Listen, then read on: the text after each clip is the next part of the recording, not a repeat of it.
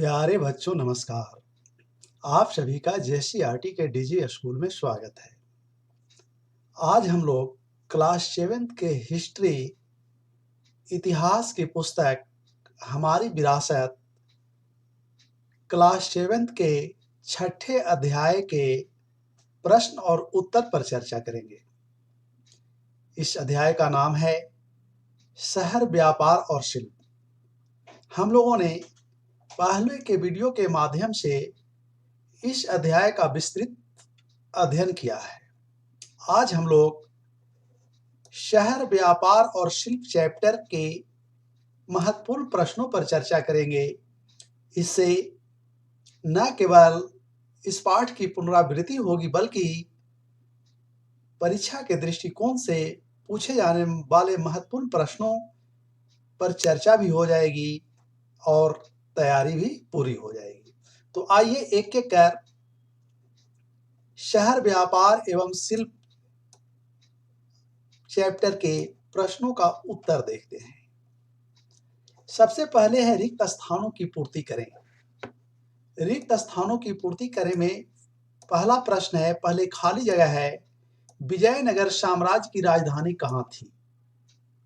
जैसा कि आप लोगों ने पहले के वीडियो में देखा है कि जब दिल्ली सल्तनत का पतन का काल चल रहा था, उस समय दिल्ली सल्तनत कई भागों में टूटने लगा था और तुगलक वंश के समय से ही दक्षिण भारत में कुछ राज्यों का उदय होने लगा था।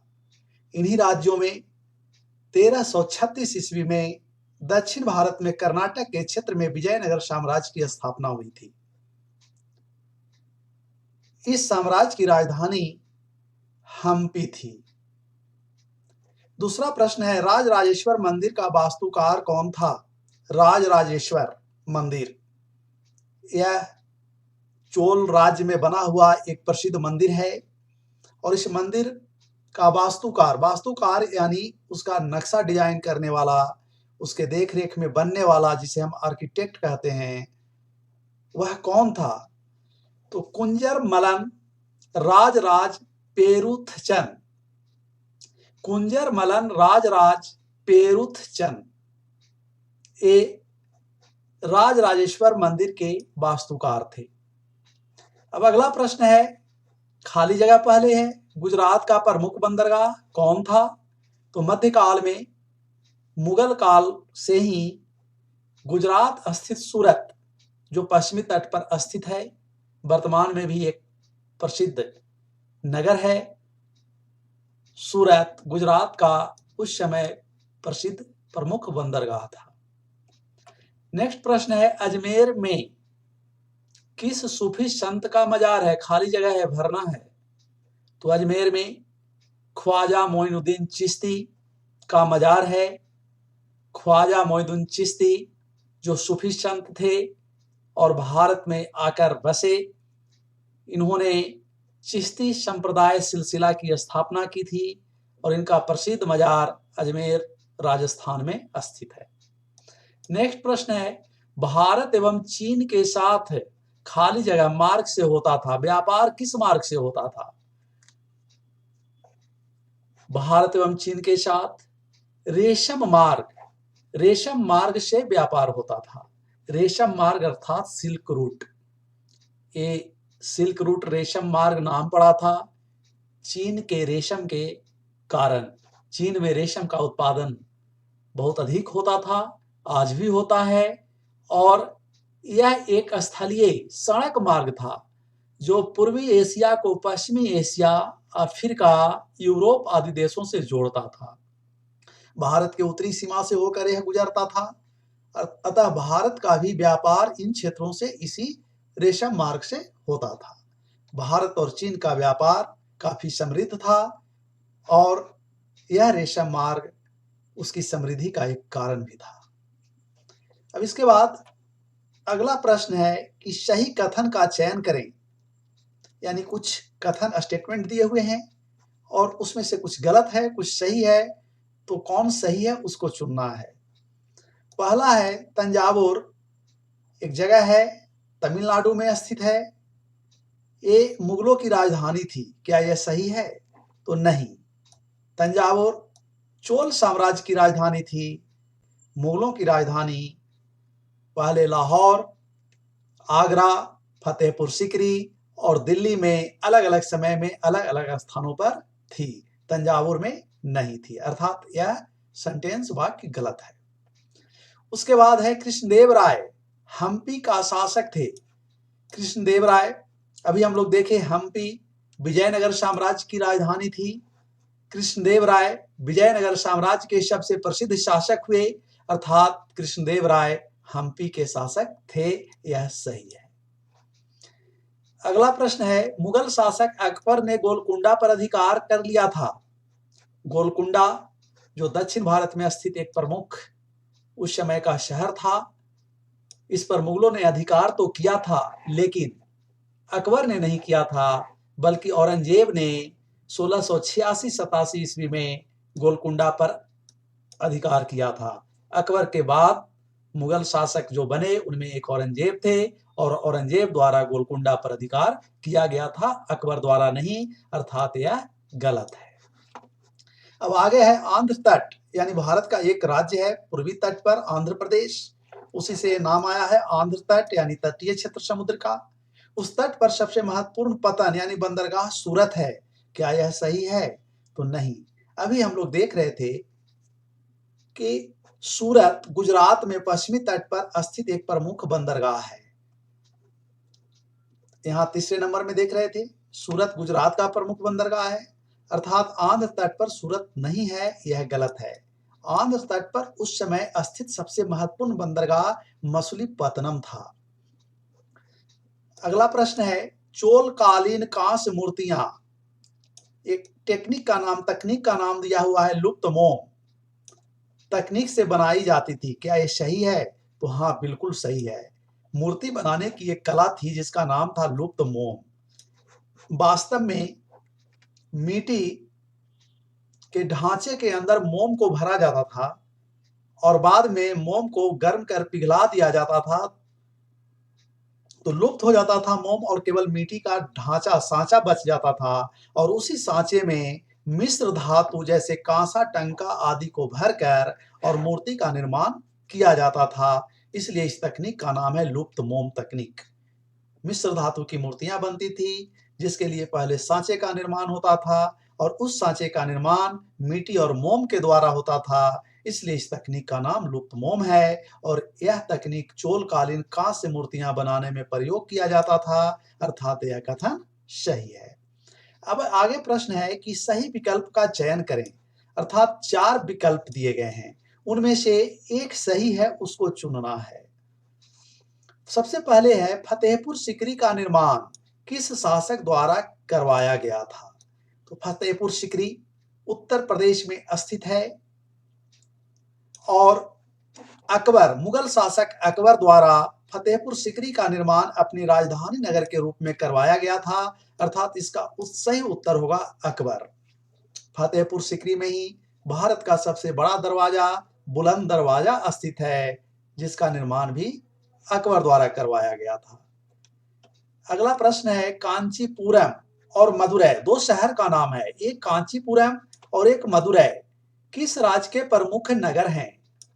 तो कांचीपुरम और मदुरै दोनों दक्षिण भारत में स्थित है और तमिलनाडु राज्य में स्थित है। ये दोनों सांस्कृतिक नगर हैं, और इन नगरों में मध्यकालीन बड़े और विशाल मंदिर पाए जाते हैं, जैसे प्रसिद्ध मंदिर मीनाक्षी मंदिर मदुरै में स्थित है। कांचीपुरम के बारे में वह शिल्प, व्यापार, सांस्कृतिक नगर के रूप में प्रसिद्ध था। अगला प्रश्न है, मुर्शिदाबाद, मुर्शिदाबाद किस प्रकार के वस्त्र का प्रमुख केंद्र था? तो मुर्शिदाबाद जो पश्चिम बंगाल में स्थित है, यह रेशमी वस्त्र के उत्पादन के लिए प्रसिद्ध केंद्र था, अर्थात इसका उत्तर होगा रेशमी वस्त्र। मुर्शिदाबाद के साथ साथ उस समय बंगाल में कासिम बाजार शहर भी प्रसिद्ध था, जो सूती वस्त्र के उत्पादन के लिए प्रसिद्ध था। तो मुर्शिदाबाद रेशमी वस्त्र के लिए, और उसके साथ ही साथ कासिम बाजार सूती वस्त्र के उत्पादन के लिए प्रसिद्ध था। अगला प्रश्न है, मणिग्रामम और नानादेशी मध्यकाल में क्या था? ये दो नाम है, मणिग्रामम और नानादेशी। ये दोनों दक्षिण भारत से संबंधित है और उस समय व्यापार वाणिज्य लोग करते थे। तो कुछ लोग जो व्यापारी होते थे वो संघ बनाकर व्यापार वाणिज्य करते थे, यानी कई व्यापारी एक साथ जुड़कर व्यापार करते थे, वस्तुओं को एक स्थान से दूसरे स्थान पर भेजते थे, बेचते थे, मुनाफा कमाते थे। तो सुरक्षा के दृष्टिकोण से ये एक संघ बना लेते थे जिसका नाम मणिग्रामम और नानादेशी था। इस तरह के कई संघ थे, अर्थात यह व्यापारियों का संघ था जो दक्षिण भारत में प्रसिद्ध था, मणिग्रामम और नानादेशी। अगला प्रश्न है, बिदरी शिल्प कला का संबंध किस राज्य से है?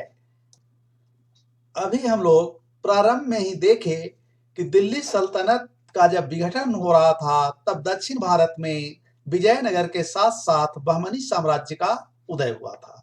उसी बहमनी साम्राज्य का एक अंग कर्नाटक का बीदर था और बीदर में जो कला विकसित हुई उस कला का नाम बिदरी शिल्प पड़ा। इस बिदरी शिल्प कला में चांदी और तांबे से जड़ाई का काम किया जाता था और जिसके लिए यह प्रसिद्ध हुआ था, अर्थात बिदरी शिल्प कला।